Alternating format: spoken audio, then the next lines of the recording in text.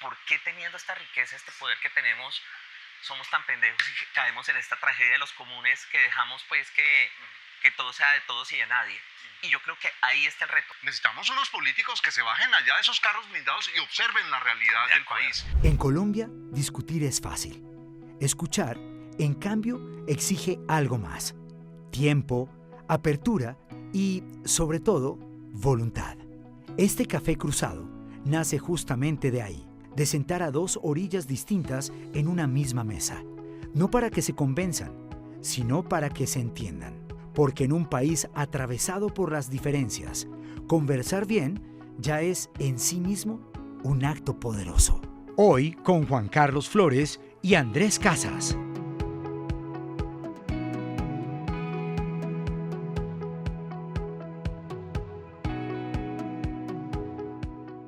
Entonces, Andrés, pues ¿Qué a hubo? conversar se dijo, ¿no? Sí, sí, sí. Sí. En todo esto que hemos vivido acá en Santa Fe de Antioquia, uno nota cómo sigue de presente, cómo se ha reavivado el peso de la guerra en la vida diaria, ¿no? De acuerdo. Y a veces el aislamiento, que aunque nos llegue por las noticias, experimentamos en Bogotá. Sí. Y no sé cómo lo percibe usted, que tiene esta pasión por indagar cómo pensamos, por qué pensamos, Sí. con relación a nuestras actitudes. Si nuestras actitudes están retrocediendo, nos quedamos estancados o Sí. estamos abriendo más nuestra mente. De acuerdo, sí, no, es una paradoja muy grande porque uno dice estos cerebros colombianos expuestos históricamente a la violencia como una forma de acción política, de resolución de conflictos de convivencia.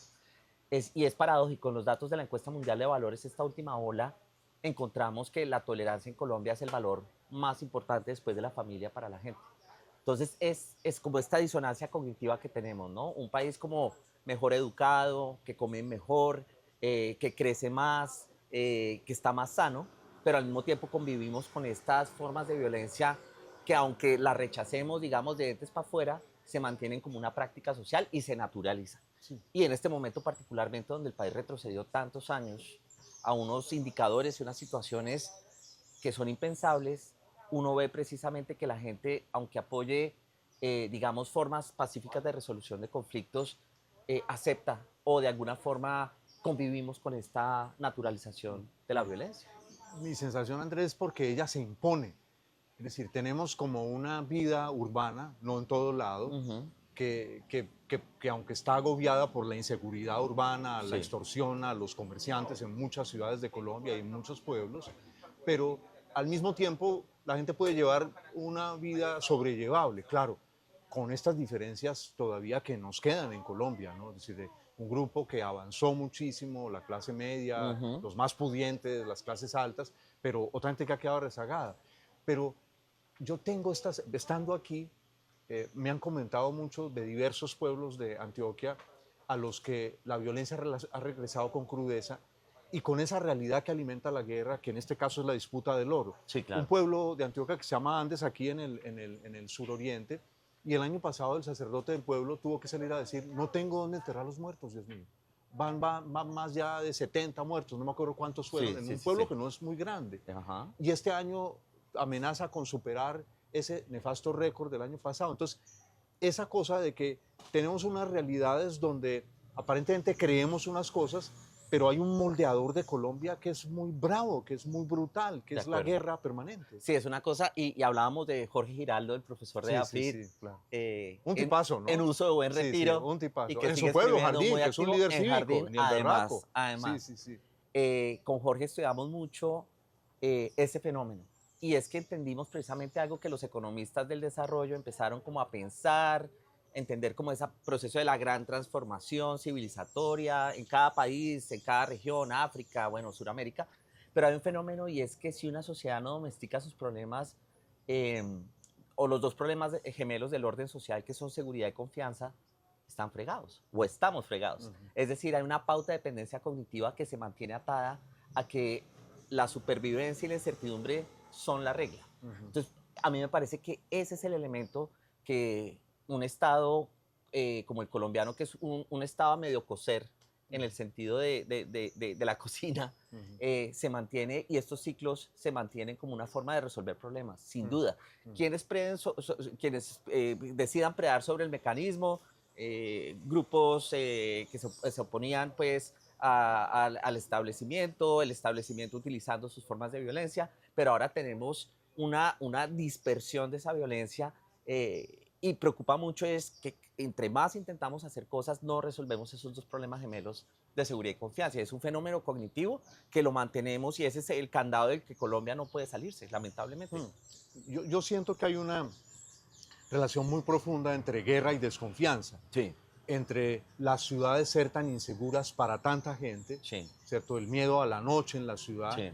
Hay una cosa, en mi adolescencia viví muchos años fuera de Colombia y cuando regreso hay una cosa que me impactaba mucho y es, yo de pronto iba detrás de una mujer en cualquier calle, normal, ni siquiera lo pensaba, pero de pronto un día empecé a notar como que cambiaba la actitud de las mujeres sintiendo unos pasos a la espalda, que se cruzaban los brazos para proteger la cartera, todo. Y me sentí apenado y hasta el día de hoy me pasa que trato de pasarme haciéndolo evidente a la otra acera para no transmitir esa sensación de inseguridad. Entonces, un elemento que necesitamos volver a crear en Colombia es confiar en el desconocido, confiar en el que es distinto a nosotros. Hoy no lo hacemos, no lo hacemos, pero incluso en la propia familia en la que aparentemente se confía, también hay unos miedos muy grandes en la familia y unas tensiones muy fuertes. Entonces, yo tengo la sensación que necesitamos volver a reflexionar sobre la guerra, porque hemos reflexionado sobre la guerra, y eso está bien, desde posiciones morales y políticas o grandes estructuras, pero no estamos reflexionando de la facilidad con que los colombianos podemos crear grupos armados. Es casi que ustedes estamos conversando aquí y en voz baja, cuando no nos están grabando, decimos, oiga, yo estoy pensando en tal vaina, en una cosa, en tal sitio del país, armar tal cosa, para tal, porque ahí hay cobre, ahí hay uranio, lo que sea, y salimos de aquí, caminamos 2 cuadras y alguien que estaba aquí llega y nos dice, oiga, yo tengo un grupo, bueno, le ofrezco servicios somos unos 20 seguridad. tipos, sí, tenemos las armas, ¿y dónde quiere? Y tenemos unos tíos, en Caquetá tengo unos conocidos. Eso, sí. Es muy fuerte porque, mire, una cosa, Charles Tilly, el famoso sociólogo que tenía este libro, se llamaba en inglés War Making and State Making as Organized Crime. Ese libro, cuando sale, revoluciona un poco la forma de entender la evolución de las arquitecturas políticas, y es que todas vienen de formas de domesticación de la violencia privatizada, que a veces se vuelven lo público, como en ciertos, digamos, horizontes del primer mundo, y otros en los nuestros, donde esa resolución de ese famoso monopolio de la violencia no se da y tienes formas selectivas de armar grupos para distribuir valores, sea violencia, sea orden, y por eso muy interesante lo que ha pasado durante el proceso de paz total, y es que básicamente lo que se abrió fue la tienda, a ver, organícense y escojan territorio, y es muy doloroso porque uno sí ve un elemento central y es este, y es que lamentablemente la creación del Estado colombiano pues es un problema de mercados de protección violenta. Y eso no lo hemos podido superar. Sí, hay allí algo que me llama cada vez más la atención y está en parte relacionado con lo que usted bien acaba de describir. Y es que en un país que en el que la guerra a lo largo de tantos años, no somos la excepción. Europa ha vivido siglos.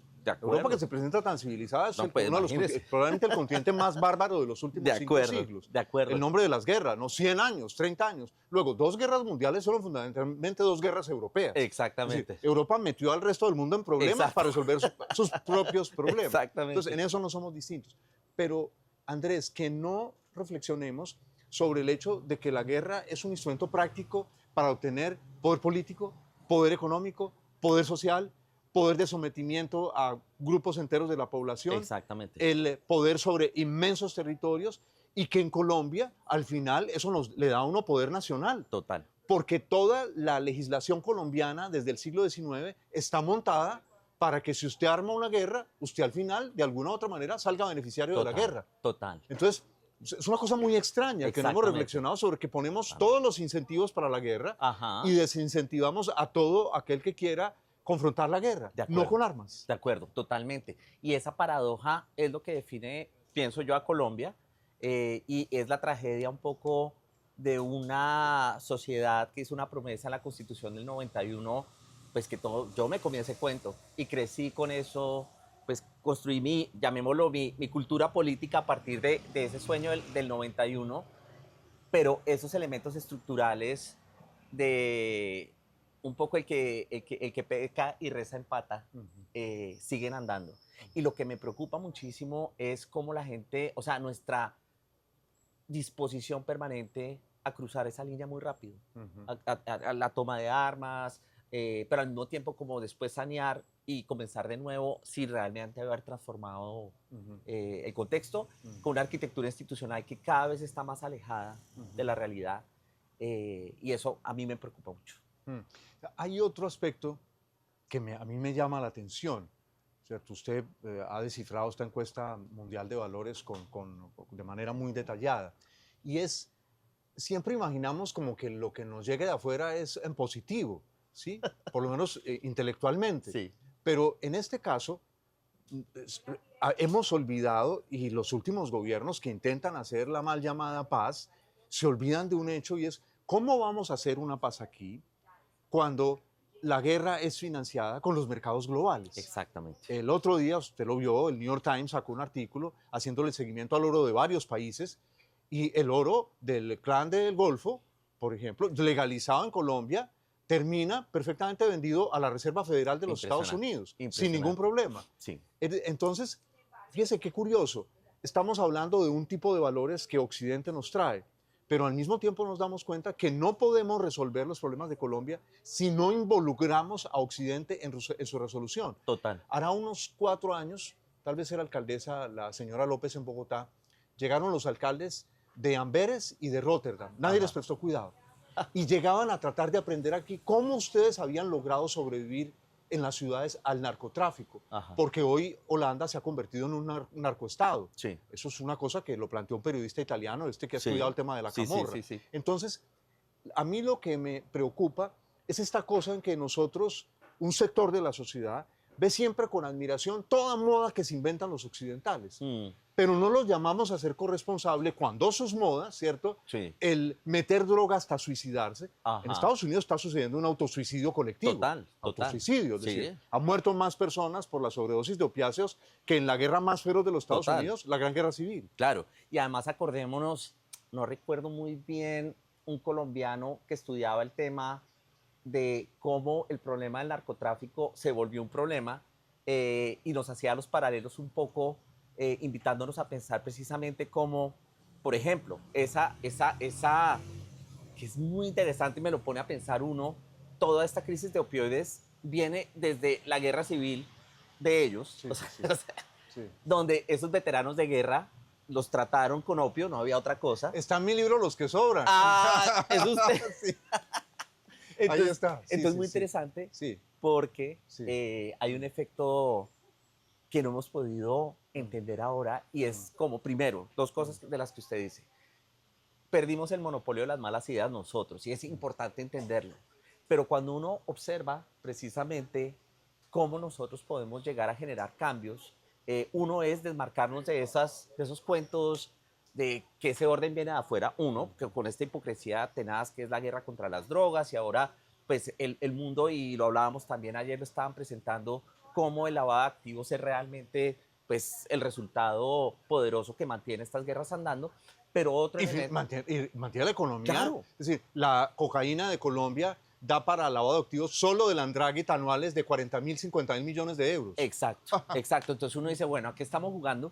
Y a mí me parece muy interesante Stubb, que es el primer ministro finlandés, el discurso que dio en la India acerca de cómo ante la metacrisis, pues la policrisis, una alternativa es mirar hacia el sur global, porque el sur global ha convivido con la incertidumbre y con estos desórdenes siempre. Entonces mi pregunta, y conectado con eso, es por qué no abandonamos estas modas externas y empezamos a probar soluciones internas. Pero mi pregunta es, esta crisis de liderazgos que tenemos, ¿cómo nos va a permitir hacer esto? ¿Cómo las comunidades y pues la organización local de esa realidad nos puede enseñar cosas? Porque uno vuelve un poco a la fantasía que vivimos, y pues que fue una realidad con Antanas Mocus y todo ese movimiento, igual en Medellín pasó. ¿Cómo recuperamos esos modelos de buenas ideas acá? No sé, ¿cómo usted qué piensa?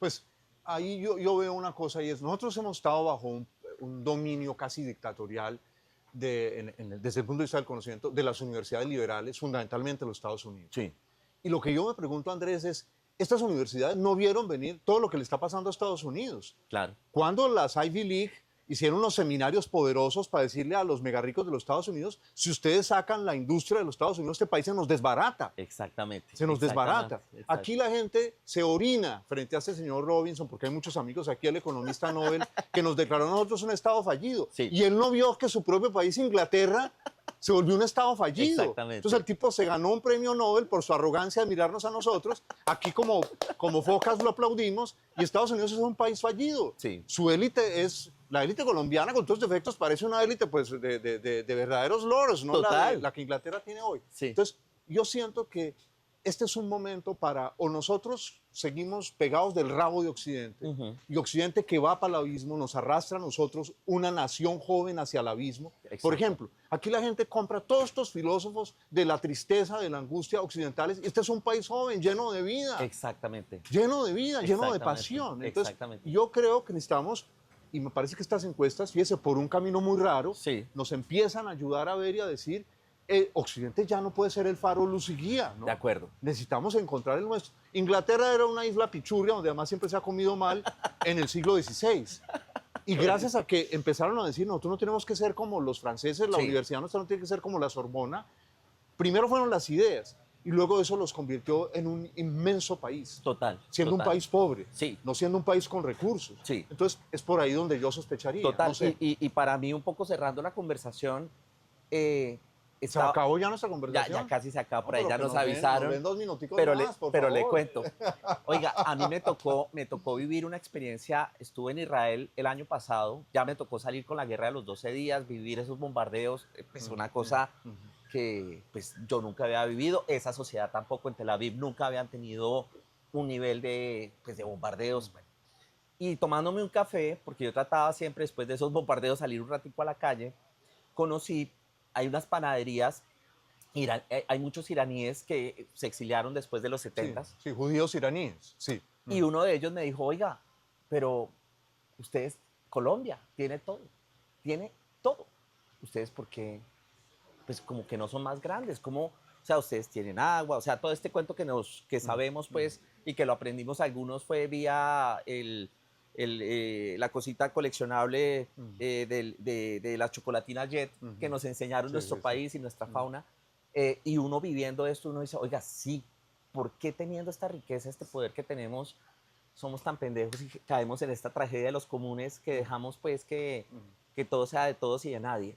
Y yo creo que ahí está el reto. ¿Qué tal si nosotros, y como tú dices, ya entendimos que el monopolio de las malas ideas además no es nuestro? Segundo, el mundo realmente está pegado con babas. ¿Por qué no intentamos cosas nuevas? Y lo que me preocupa de estas elecciones, y por eso quería cerrar con eso, es que la crisis de liderazgos que yo veo es que la gente entonces vota por el menos peor y realmente con unos, o sea, tenemos que dejar el retrovisor y necesitamos gente como usted que está pensando en un país descolgado de modelos ficticios y pendejadas y más bien en modelos nuevos de gobernanza que aquí han funcionado. Mi pregunta para usted es, ¿usted cómo ve ese futuro en Colombia? ¿Será que vamos entonces pegados? Sí. Porque yo oigo en las narrativas de los candidatos con mucho respeto, las narrativas que vimos en Estados Unidos, el uso de la inteligencia artificial diciendo las mismas estupideces, las promesas de megacárceles, los otros contando una cosa populista. Entonces, ¿cuál es el camino? Hay un regreso hoy a los recursos reales. Sí, Lo que está pasando en Irán es un ejemplo. sí, China tiene un peso hoy cada vez más grande, no solamente por su saber inmenso, sino porque ha acumulado recursos reales. sí. Estados Unidos está metido en problemas en Irán porque no tiene recursos reales. Una superpotencia y ni siquiera ha fabricado los armamentos suficientes para salir a hacer las guerras que Es tanto verdad. le gusta hacer. Sí, sí, sí. Aquí tenemos a 70 kilómetros tal vez la mina de oro más grande de Colombia, de Buriticá. Sí. Eso es oro desde los indígenas. Sí. Esa mina de oro está entregada a los chinos. Pero todo el equipo que trabaja en esa mina, todo el mundo es colombiano. La gran pregunta es, ¿por qué si tenemos un saber colombiano para explotar bien las minas, que aquí en Antioquia es de siglos? Sí. Antioquia lleva explotando minas de oro de socavón durante siglos. Sí. Le aprendió a los técnicos ingleses y después lo hizo muy bien. ¿Por qué no hacerlo nosotros y utilizar ese recurso para el desarrollo del país? De ¿Sabe acuerdo. quién es el que más se aprovecha de la mina de los chinos? El Clan del Golfo. Claro. Los chinos meten sus socavones por aquí y el Clan del Golfo por el otro lado. Exactamente. Entonces, necesitamos unos políticos que se bajen allá de esos carros blindados y observen la realidad De del acuerdo. país. Pero eso necesita de mucha valentía, aquí y aquí. Bueno, pues ahí me deja con Ahí ganas quedamos, ¿no? de seguir Muy conversando. bien.